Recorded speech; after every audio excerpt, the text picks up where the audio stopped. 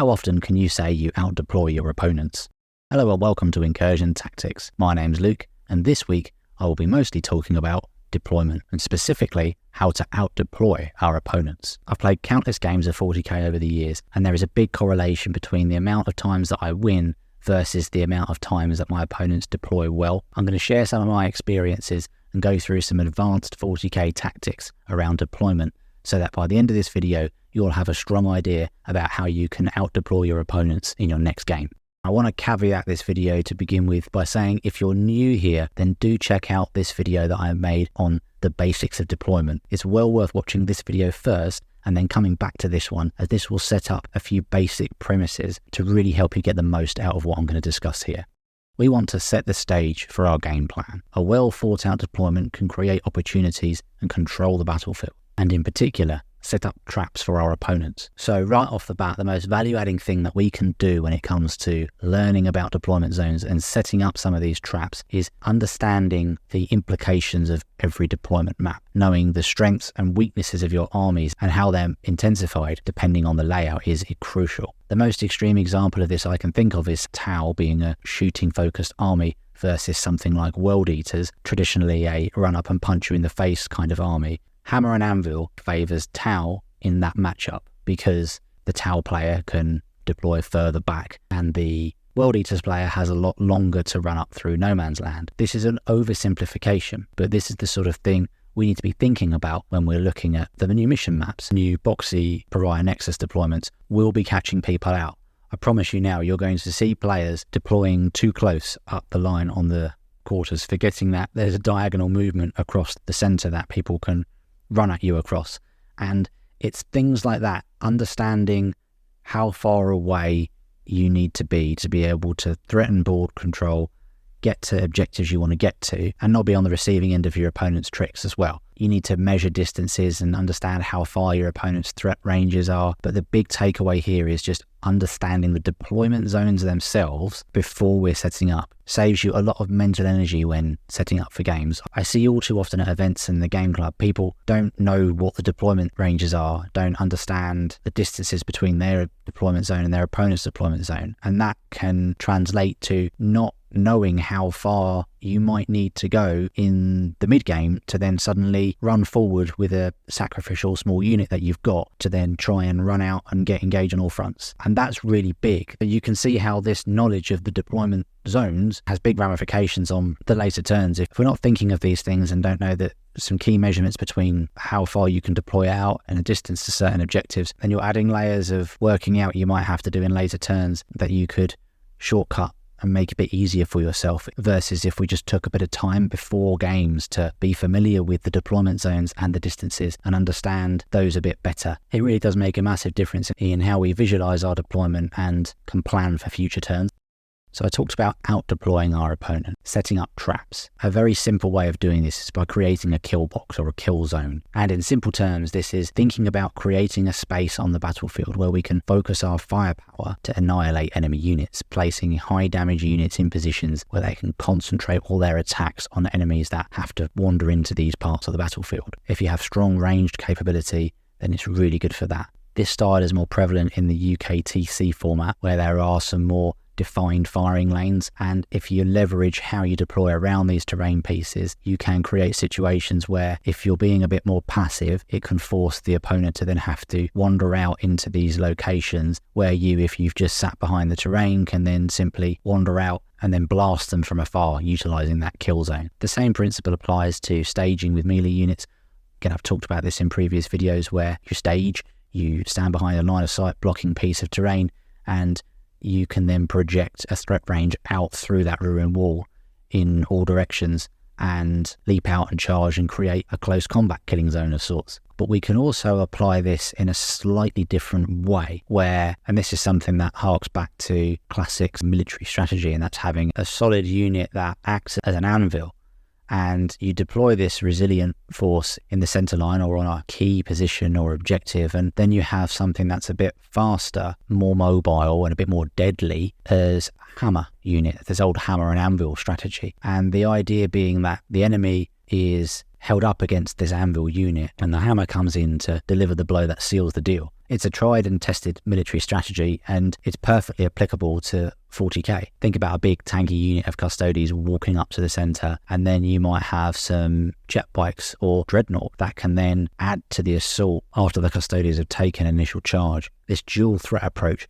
can force your opponent into difficult decisions. It might be something that they see coming a mile off, but if you've got something strong, tanky that can just exist in the centre of the board or on key objectives, then that is a problem that your opponent has to deal with. And even if you're not sold on the hammer and anvil strategy idea as a whole, just simply throwing a big tanky unit or setting up your army so that you've got that big tanky unit in the middle of the board threatening that space in such a position that they're not just going to get shot off the board by ranged firepower, then your opponent has to deal with that. And if you don't have something significantly tanky to do that with, then maybe you can still try a similar sort of approach with smaller units. If you're playing a more horde army or MSU style army, then you can put something out forward to be thrown under the bus. So instead of being held up against your anvil unit, the enemy comes in, charges and kills your small insignificant unit, but is then there for you to be able to flank and take out with your hammer unit or hammer units. So that's the strategy. And so when we're setting up our armies,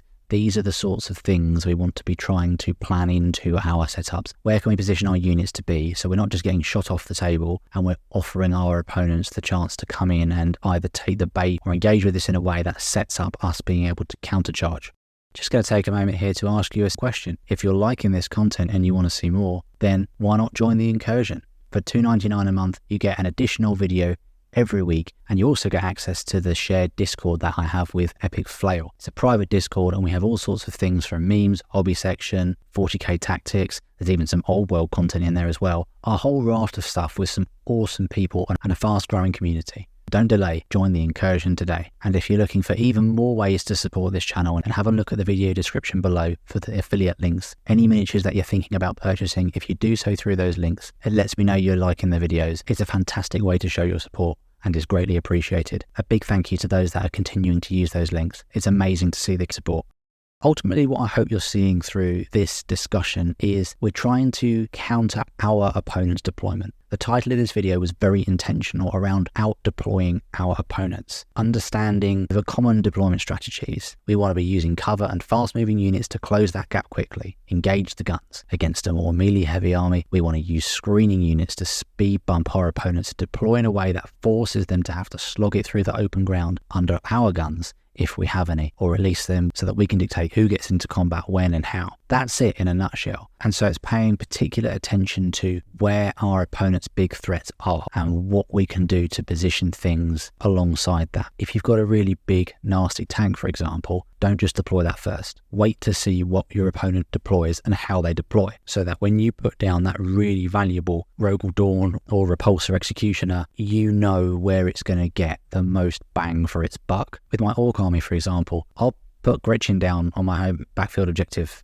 first almost all of the time, because that doesn't tell my opponent anything about where I'm going to put my army. And then they'll probably put down something similar on their backfield objective. And then I'll put another unit of Gretchen down, because nobody cares what happens to Gretchen. And then say I have a unit of knobs inside a truck, or 2 units of knobs inside a truck.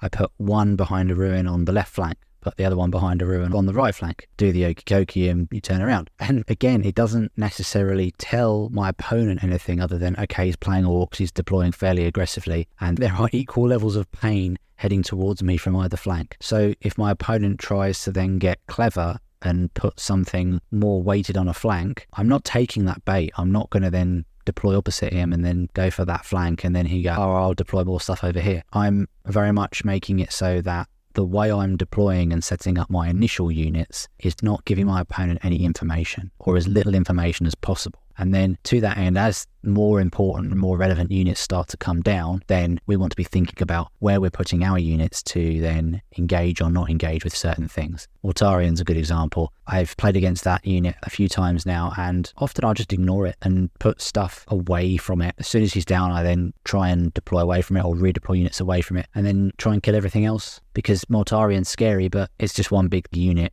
and it can't move around the board all that effectively. So that's a way we can out-deploy an army like that, thinking about what's threatening in our opponent's lists and how they're being set up and where we can deploy in response to those things. And then remaining flexible. Be prepared to make a mistake and be ready to adapt what your original plan was if things don't look like they're going to go your way. Don't fall victim of the sunk cost fallacy. This is a concept whereby, let's say you're playing orcs and you deploy everything on the line, and then you go second and you get shot up and you lose a lot of assets, and you think, okay, I've lost a lot of stuff and now I'm going to just run forward and go for it anyway, because lost those units, I've already set up kind of badly, and I'm going to just run at my opponent anyway, because that was plan A and I'm going to stick with it, and that's fine. Turn 2, you get shot up again, and now you've had 2 turns of shooting and you haven't really achieved anything. And so it was bad that you deployed on the line anyway, but then doubling down on that from the second turn, thinking I've already invested in this strategy, I've got to continue, was even worse. That's the sunk cost fallacy. You've already put effort, cost into that, so I must continue with that. That's the fallacy. But actually, that should have been your reflection point to think, okay, I'm where I am now. Perhaps I should hug cover a bit, be a bit more passive, stage, ease off the gas, and maybe try and set up for a turn 3 war. Let's just calm it down a little bit and just wait, change tactics. So at least I'll have some semblance of an army left into turn 3, rather than I've already lost that, I've already spent that, and I'm just going to go for it. I've talked about adaptability before. It's so important. But deployment is just the first part of 40k as a resource management game. The next thing we want to consider is how we manage our resources in the game ahead. And I go into more detail on that in this video here, as well as some key things to avoid. But that's all from me for now. I hope you found this video useful. And if you've got any tips on how you get the most out of deployment, or if there's anything that you think I've missed out, and let me know in the comments below. In the meantime, thanks very much for watching. Keep rolling those dice and stay tuned for more.